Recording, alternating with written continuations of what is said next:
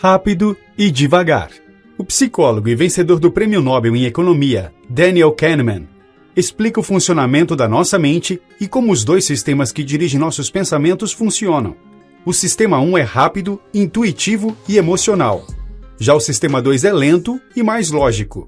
Segundo a obra, entender como essas duas formas de pensar funcionam pode nos ajudar a tomar boas decisões pessoais e profissionais. O autor revela onde devemos ou não confiar em nossa intuição e como podemos nos beneficiar dos pensamentos lentos ou rápidos. Ele nos mostra como nossas escolhas são feitas e como podemos fazer as decisões serem mais conscientes. Os dois sistemas que controlam nossas atividades mentais. Nossas atividades mentais são controladas por dois sistemas diferentes, o intuitivo, sistema 1, e o racional, sistema 2. O sistema intuitivo é rápido e produz respostas quase instantâneas. Já o segundo sistema é programado para pensar, analisar, avaliar e então responder.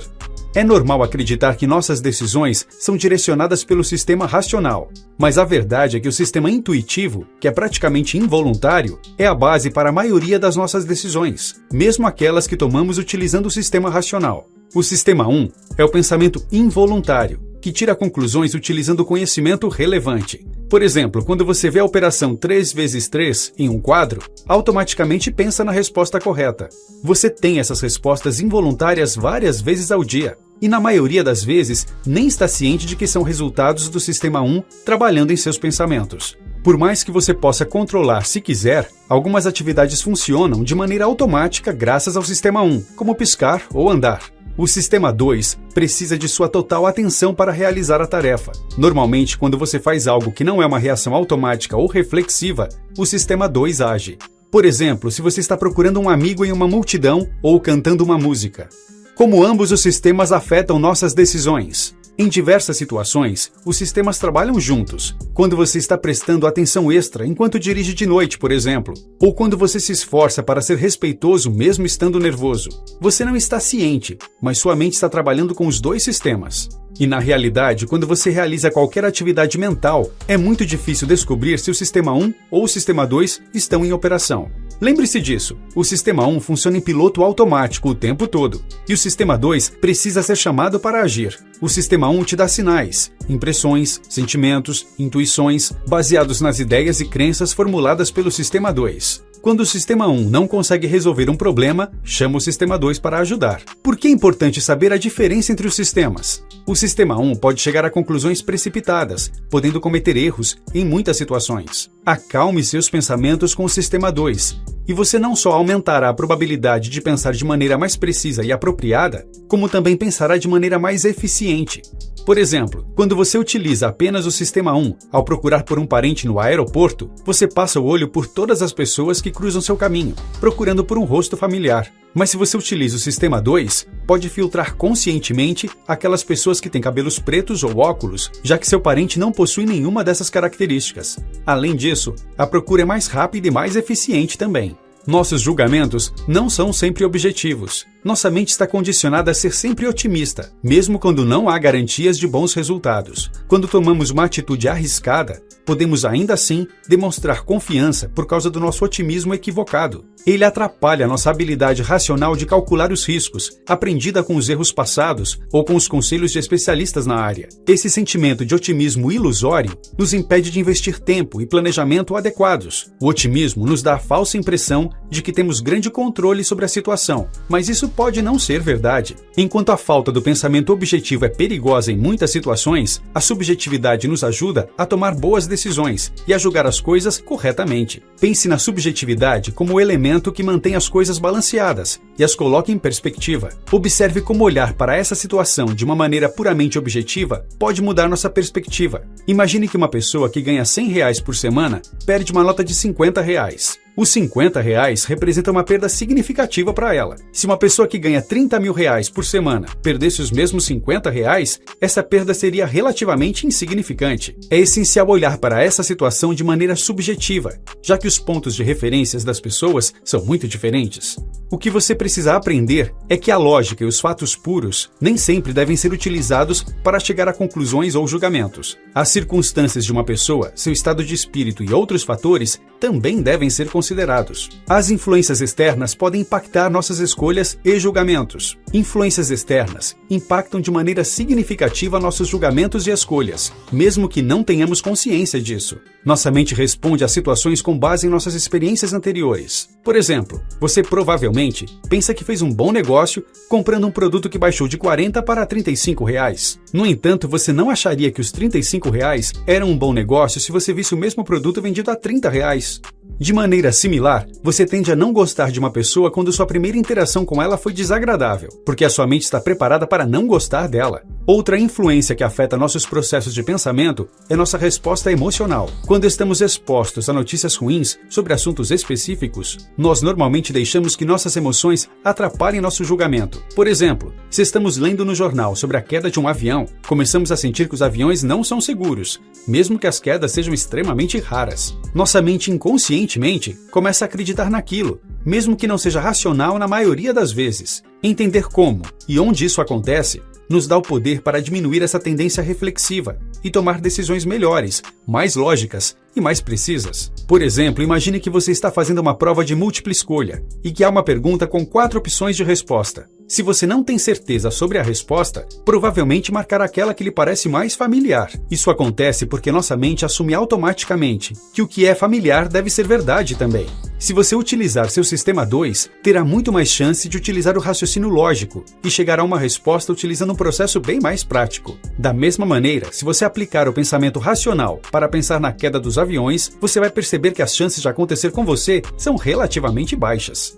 Nossas emoções influenciam nosso processo de tomada de decisão. As emoções possuem um papel-chave, impactam no processo de decisão. Os estereótipos, as suposições e sua intuição são métodos muito comuns de tomada de decisão e mostram o impacto que essas heurísticas possuem em nossas escolhas. O processo de pensamento do Sistema 1 fica calculando as perdas, ganhos, riscos e recompensas e inserindo as emoções nos resultados. Seja por medo ou arrependimento, ou para passar uma impressão de que somos especialistas, nossas emoções influenciam nossas decisões de maneira significativa. As emoções também impactam nossas decisões e julgamentos de outras maneiras. Podemos responder a diferentes situações dependendo da maneira como são apresentadas, mesmo que isso seja inconsciente. Isso significa que a situação ou evento que possui maior conexão emocional conosco é normalmente aquela que chama a nossa atenção. Isso acontece porque a situação chama uma memória associativa através do Sistema 1. Nossa mente processa o que a memória associativa transmite e toma decisões.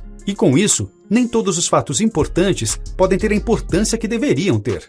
Por exemplo, médicos podem ser mais propensos a optar por um procedimento se souberem que a taxa de sobrevivência é de 90%, do que se souberem que a taxa de mortalidade é de 10%. A associação feita nesse caso é a sobrevivência, que é um resultado positivo para o médico. Isso faz com que o Sistema 1 dê um peso maior às decisões positivas. Devemos forçar nosso Sistema 2 a trabalhar para analisar os fatos reais para nossa tomada de decisão, ao invés de deixar que nossas emoções tomem o controle. Só assim poderemos superar essa influência em nossas escolhas.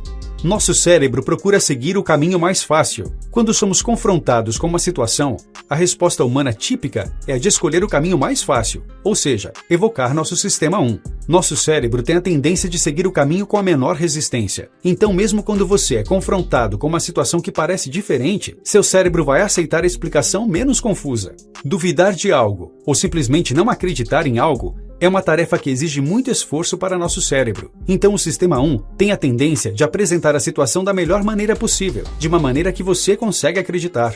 Em indivíduos ansiosos, o Sistema 2 é normalmente mais funcional. Essas pessoas podem pensar e analisar tudo em excesso e duvidar de cada decisão que tomam. Ainda assim, esses indivíduos também dependem do Sistema 1 em muitas situações, mesmo que não estejam cientes disso. Isso acontece quando escolhem o caminho mais fácil. Por exemplo, quando possuem 2 possibilidades diferentes de rotas para chegar a um hotel. Eles, instintivamente, escolhem a rota mais familiar. Esse impulso por escolher o caminho mais fácil pode significar que nosso primeiro instinto é ingênuo. O Sistema 2 só entra em ação quando você está em uma situação muito confusa ou quando você percebe que uma crença é falsa. Ele desacelera seu processo mental e gera o pensamento analítico e o raciocínio lógico. Precisamos encorajar nossas mentes a olhar além das influências e padrões, observando os fatos disponíveis, ignorando os sentimentos, impressões e palpites. Nossa intuição deve ter uma base sólida. Nem tudo o que acontece faz sentido. e nem sempre conseguimos fornecer uma explicação racional para tudo. Mas nossa mente tenta criar uma história para tornar cada situação mais plausível. O fato é que para que as coisas sejam mais fáceis de entender, nossa mente cria ilusões. Portanto, a informação na qual acreditamos pode ser, na verdade, uma ficção criada pela mente. Essa história inventada pode então se tornar aquilo que chamamos de intuição. Como resultado desse sentimento forte, você poderia acabar tomando uma postura em determinada situação, que é completamente contrária aos fatos reais do caso. E isso é claramente um problema, porque se suas decisões ou julgamentos não são baseados em fatos reais, elas podem ser inapropriadas ou estarem erradas. Isso significa que o sentimento ou a intuição são apenas falácias? Nem sempre. A intuição existe, especialmente a chamada intuição do especialista. Contudo, esse sentimento ou intuição surge de uma grande experiência em sua área de especialidade. Por exemplo, um médico muito experiente pode intuitivamente sentir que seu paciente tem um problema particular. Isso pode não ser aparente para outro médico que é relativamente novo nessa área de atuação. Esse tipo de intuição surge das reflexões da mente, do reconhecimento instintivo de padrões familiares. A intuição pode ser confiável quando vem de um especialista na área, que oferece previsibilidade suficiente para criar tais padrões. No caso de um médico, ele viu inúmeros pacientes com sintomas similares em sua carreira, e essas experiências estabelecem as bases para seu diagnóstico aparentemente intuitivo. Devemos então ter cuidado para só depender de nossa intuição quando temos uma base sólida para confiar em nossos sentimentos. Por exemplo, a intuição de uma mãe pode ser confiável, pois ela conhece seu filho muito bem. Em contraste, um sentimento intuitivo de que alguém que você conhece pode sofrer um acidente de carro é provavelmente apenas um medo irracional. A teoria da perspectiva explica o que motiva nossas decisões. Daniel Kahneman ganhou o Prêmio Nobel em Economia por essa teoria, que desafiou o antigo conceito chamado valor do dinheiro, que economistas apoiaram por anos. A teoria da perspectiva afirma que 1. O valor do dinheiro pode ser medido apenas com base no ponto de referência de cada indivíduo. 2. Cada indivíduo não é sensível a um grau idêntico de perdas monetárias. E 3. Ninguém gosta de perder dinheiro. Graças ao nosso sistema 1 de resposta, o medo de perder dinheiro supera a satisfação de ganhar dinheiro praticamente todas as vezes. Isso induz nossa mente a deixar passar grandes oportunidades porque somos contrários à perspectiva da perda. Essa é a razão pela qual o investidor pode hesitar em vender ações, mesmo sendo evidente que o preço está caindo. Sua aversão às perdas impede que ele venda quando o preço cai abaixo do valor pelo qual ele originalmente pagou pela ação, deixando o preço cair ainda mais até que o investimento esteja verdadeiramente no vermelho. Outra demonstração dessa aversão às perdas é o efeito dos recursos, que diz que humanos atribuem mais valor para coisas simplesmente porque nós as possuímos. Nós acrescentamos um valor fictício para as coisas que já possuímos, pois quando precisamos vendê-las, tendemos a procurar por um valor que é bem maior do que o verdadeiro. Por exemplo, se você estivesse tentando vender um relógio antigo que pertenceu a seu pai, o preço que você esperaria por ele poderia ser bem maior do que quanto um comprador justo estaria disposto a pagar. Você inconscientemente adiciona um valor fictício para o valor real do relógio, por causa de seu apego a ele e pela associação que ele tem com seu pai. Essa associação não possui valor algum para o comprador, então ele não vê uma justificativa para seu preço. Nosso medo inerente de que estamos perdendo algo nos motiva a compensar essa perda, assegurando um valor maior que o justo. Como apresentam a informação pode fazer toda a diferença. A teoria da perspectiva destaca o fato interessante de que nós podemos tomar decisões diferentes baseadas nos mesmos fatos, dependendo de como a opção é formulada. Por exemplo, um investidor que possui a escolha entre um lucro absolutamente certo de R$1.000 e 50% de chance de um lucro de R$2.500 pode escolher o primeiro. O lucro provável com o último pode ser maior, mas a maneira como a escolha é apresentada faz com que o lucro garantido de R$1.000 seja a opção mais viável. Entretanto, apresente as mesmas probabilidades, mas de uma forma diferente, e as decisões também serão diferentes. Quando o mesmo investidor possui a escolha de uma perda definitiva de R$1.000 contra uma chance de 50% de que não perca nada, ou de que uma perda de R$2.500 ocorra, escolher o último demonstra maior comportamento de risco quando comparado com o exemplo anterior. A teoria da perspectiva defende que o processo de decisão aconteça em dois estágios: edição e avaliação. O estágio de edição ocorre quando as possibilidades são analisadas, e é aqui que a apresentação pode ter um enorme impacto. O estágio de avaliação acontece quando escolhemos a possibilidade que oferece o valor máximo, mas tenha em mente que esse valor é determinado pela perda ou pelo ganho, que precisarão ser levados em consideração muito mais que o resultado final da decisão. Isso ocorre porque, como vimos anteriormente, nossa resposta do Sistema 1 possui uma forte aversão às perdas financeiras. De fato, essa aversão às perdas é tipicamente mais forte que a atração que possuímos por oportunidades de de lucro. Podemos evitar tomar uma decisão que irá claramente resultar em uma perda, mesmo que seja igualmente evidente que a procrastinação provocará resultados ainda menos favoráveis para nós. Como você enxerga as coisas e situações faz toda a diferença. Quando te fazem uma pergunta que engloba um grande número de outras questões, seu cérebro tende a utilizar a visão panorâmica. Para tornar as coisas mais fáceis, ela foca em uma questão específica, ou ajusta a pergunta para focar em um aspecto singular, um período de tempo ou em um incidente. Isso pode significantemente enviesar a resposta que você dá, ou a maneira com a qual você entende a pergunta. A tendência do cérebro de trocar para a visão panorâmica pode ser vista também na maneira com a qual abordamos nossa vida no dia a dia. O cérebro tende a focar naquilo que queremos e onde esperamos estar no futuro. Isso influencia nosso processo de decisão. Essencialmente, é mais provável que tomemos decisões que nos tragam mais próximos daquilo que queremos no futuro. Exemplificando, se o seu sonho é velejar ao redor do mundo em um iate, você pode estar inclinado a investir em um grande barco se de repente possuir dinheiro sobrando. Você pode até adiar renovações que poderiam aumentar o valor de sua casa para comprar o barco, apenas para alcançar seu sonho. Mas mesmo se você alcançar tudo o que sempre desejou, você pode ainda não se sentir completamente feliz. Isso ocorre porque sua mente não pode costurar todas as suas experiências passadas de vida, sua presente situação e suas percepções mentais em uma figura coesiva que te permita pesar se você está mais feliz ou mais triste em um determinado momento. A verdade é que nenhum evento único, situação ou conquista pode te fazer feliz. O estado de felicidade depende grandemente de diversos e inúmeros fatores, todos se juntando a seu favor. Você poderia pensar, por exemplo, que seria feliz em seu trabalho se apenas possuísse um salário maior, mas mesmo que seu chefe te dê um aumento de salário inesperado, você não irá imediatamente amar seu trabalho. Existem, sem dúvidas, diversos outros fatores em jogo que podem estar te impedindo de ser feliz. Sua satisfação com sua função, o sentimento que você tem trabalhado mais que seus colegas e seu relacionamento com seus colegas, por exemplo. Reconhecer essa falácia te ajuda a entender que mesmo quando sua mente está dizendo que as coisas estão ou não favoráveis, a realidade pode ser completamente diferente. Precisamos abandonar a visão panorâmica em favor de uma visão mais holística das nossas situações e experiências.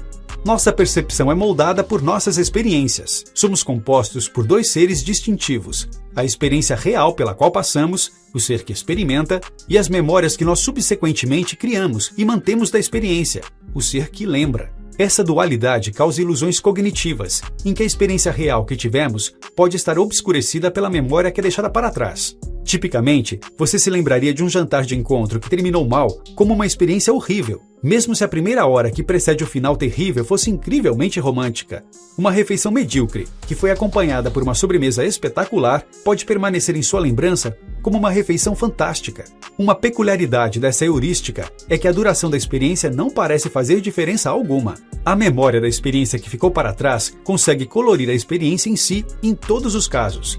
Em particular, a porção final da experiência é aquilo que fica em nossa mente, e é isso que determina como vemos essa experiência como um todo. É importante dizer que essa conclusão final, ao qual chegamos sobre a experiência, influencia como tomamos as decisões futuras. Na realidade, essas decisões futuras estão sendo tomadas com base em nossas memórias das experiências, e não nas próprias experiências reais. Olhando para isso de uma maneira diferente, podemos ver como isso coloca uma ferramenta poderosa em nossas mãos: memórias.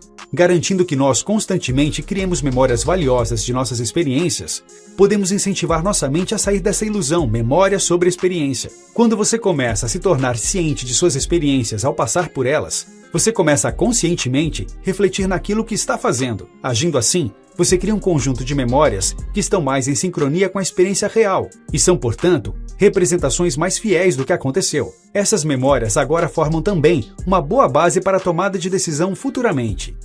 Esse é um fator crítico a ser lembrado: balancear nossas memórias, por exemplo, nossa versão do que aconteceu, e nossas experiências, por exemplo, o que realmente aconteceu.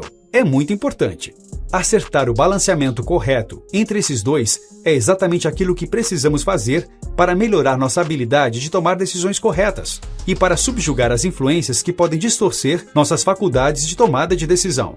Notas finais. O sistema 2 é chamado para agir apenas quando estamos em uma situação ou evento que requer algum pensamento complexo ou alguma análise. Mesmo quando usamos constantemente o sistema 2, o sistema 1 ainda pode distorcer nossas decisões. O autor apresenta diversas heurísticas para mostrar como reagimos de maneira irracional em diversas situações. Isso acontece por sermos influenciados inconscientemente por uma variedade de fatores externos e experiências de vida. Quando entendemos mais sobre essa influência inconsciente, podemos entender como as decisões irracionais ocorrem e o que devemos fazer para evitá-las. Para tomar decisões racionais e sensatas, precisamos tomar cuidado com as influências que podem impactar nosso sistema 1 e precisamos também envolver nosso sistema 2 no processo. Devemos permanecer conscientes de nossas experiências para termos a certeza de que nossas lembranças estão de acordo com a realidade. Só assim basearemos nossos julgamentos e decisões em fatos e experiências verdadeiros. Quer aprofundar seu entendimento sobre os dois sistemas de pensamento? Não deixe de conferir o livro Duas Formas de Pensar, Rápido e Devagar, de Daniel Kahneman.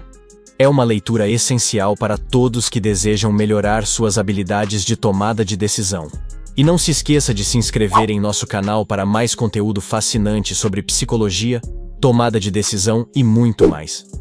Clique no botão de inscrição e ative o sino de notificações para não perder nenhum dos nossos vídeos.